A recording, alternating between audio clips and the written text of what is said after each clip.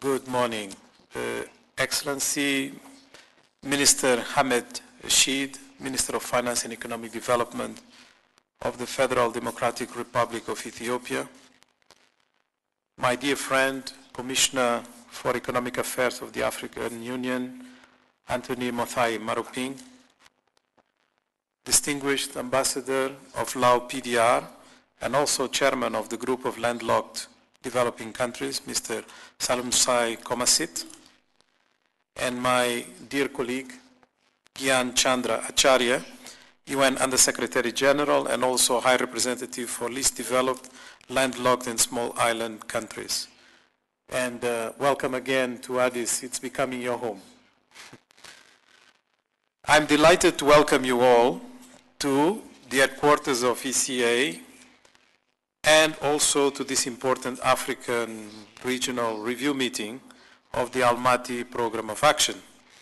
On a personal note, this is the third landlocked country where I serve in my professional career. And this is one of the reasons why I attach so much importance to these issues. Today, more than ever, the desire for structural transformation is manifest across Africa. Most countries on the continent have articulated national development plans with this objective in mind. The same spirit is being championed at the regional level, where the African Agenda 2063 is being developed under the auspices of the African Union. Its overall vision is for Africa to become an integrated, prosperous, and peaceful continent, driven by its own citizens and representing a dynamic force in the global arena. This meeting, therefore, comes at an opportune time for providing a space to review the extent to which the Almaty Program of Action has been successful in Africa, but also to identify the obstacles that still have to be overcome with appropriate policy measures in order to help Africa achieve its vision. It is symbolic for us to be meeting in Ethiopia, a country that is transforming itself and advancing in its socio-economic development. Ethiopia's growth is propelled by factors such as significant public and private investment, improved macroeconomic management, and increasing share of manufacturing and services sectors in the economy. Ethiopia is also significant because it is the largest landlocked country in population and one of the largest land masses of any landlocked country. Since the last midterm review of the Almaty program, the top 11 growth performers in Africa have included many landlocked countries. Just like Ethiopia, Rwanda, Malawi, Zimbabwe have also reached the 7% growth threshold that is required to double income in a decade. Similarly, last year, Niger recorded a remarkable 9.1% growth expansion, one of the highest levels recorded in Africa and indeed in the world. This performance puts these countries in a league of fast-growing countries and speaks to the growth potential of landlocked countries if the right conditions are in place. Over the last decade, the Almaty program has attempted to address the special needs associated with trade infrastructure facilitation. It is encouraged to observe the progress that has been made. For example, many countries are implementing the single window concept, underpinned by common electronic platforms that have significantly reduced paperwork and transaction delays. At the sub-regional level, customs guarantee schemes and one-stop border posts have been introduced to reduce transport delays while securing customs revenues. The one-stop border post at Chirundu between Zambia and Zimbabwe, one that I know very well, having lived in Zimbabwe, demonstrates how the cost of trading in Southern Africa can be substantially reduced by streamlining border procedures. The benefits of this particular border post have included reduced supply chain transaction costs, an increased volume of goods traded across the border, an increase in government revenues by 30%, and reduced duplication of efforts. Now it takes a truck 2 hours as opposed to 2 to 3 days to cross Chirundu. Key continental frameworks have been adopted that also promote objectives similar to those of the Almaty Program of Action. Case in point, NEPAD Short-Term Action Plan, the Program for Infrastructure Development in Africa, PIDA, which identifies 51 programs and projects to be implemented over 8 years, and the NEPAD Presidential Infrastructure Champions Initiative, which reinforces continental ownership and regional infrastructure programs at the highest level. African countries are similarly taking advantage of the Aid for Trade initiative. Just last week, at the 4th Global Review of Aid for Trade in Geneva, where I was in the company of Commissioner Maruping and my colleague USG Acharya, we were discussing opportunities to tell the African story and detail the challenges that remain. Mesdames et Messieurs,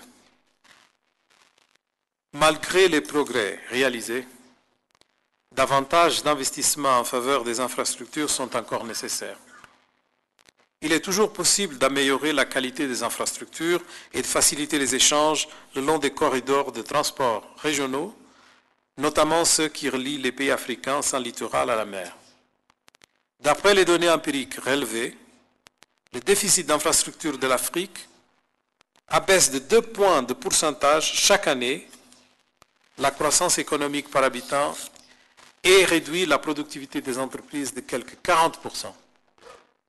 Il a été suggéré qu'un investissement de 32 milliards de dollars pour améliorer la qualité des routes pourrait entraîner une croissance des échanges d'environ 250 milliards de dollars sur une période de 15 ans. Les plus grands bénéfices iraient aux pays les plus isolés au plan géographique. L'Ouganda pourrait ainsi voir le volume de ces échanges multiplié par 8. Les dividendes à réaliser sont donc très importants.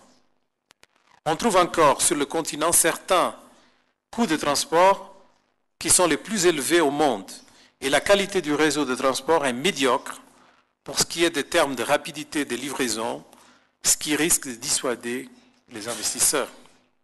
Par exemple, il faut en moyenne 30 jours pour exporter ou importer en Afrique, contre environ en moyenne 22 jours en Asie-Pacifique, 18 jours en Amérique latine et dans les Caraïbes, et seulement 10 jours dans les pays de l'OCDE. Des études montrent que la part du commerce intra-africain formel ne représente qu'environ 10% du total des échanges par rapport à 20% en Amérique latine, 48% dans les pays asiatiques et bien sûr encore plus élevé dans d'autres parties du monde. Bien sûr, on se réfère aux échanges formels. Nous savons que les échanges informels en Afrique sont beaucoup plus élevés que les 10% mentionnés. Avec une classe moyenne qui se développe et une hausse de la demande en biens de consommation, la part de l'Afrique pourrait plus que doubler au cours des 10 prochaines années, mais il faudra pour cela que la zone continentale de libre-échange réduise de moitié le temps que passent les marchandises dans les ports africains. Il est de notoriété publique que les instruments sous-régionaux et nationaux de facilitation des échanges en Afrique ne sont pas totalement appliqués. Seuls quelques pays du continent ont signé ou ratifié les conventions internationales et le niveau de mise en œuvre des programmes et des projets est très faible. Par conséquent, il est important que des solutions viables soient proposées pour résoudre les besoins spéciaux des pays sans littoral du continent. Ce faisant, il convient d'éviter toute duplication des efforts, mais plutôt de voir comment les efforts nationaux, sous-régionaux et régionaux peuvent être complétés par les partenaires de développement. Votre éminente Assemblée a l'opportunité de réfléchir sur d'autres mesures de facilitation de commerce et de transport en vigueur en Afrique, comme les négociations de l'OMC, il est indispensable d'identifier les complémentarités et les occasions où le programme d'action que vous allez analyser d'Almaty peut créer de la valeur ajoutée. Le rôle du financement est également crucial. Tout en se félicitant de la coopération et des investissements du reste du monde, les dirigeants africains sont déterminés à mobiliser les ressources intérieures nécessaires pour financer les projets régionaux.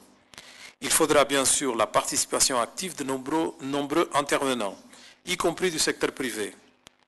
La CA, la Commission économique pour l'Afrique, conduit actuellement une étude sur les possibilités offertes aux Africains de financer le développement de l'Afrique.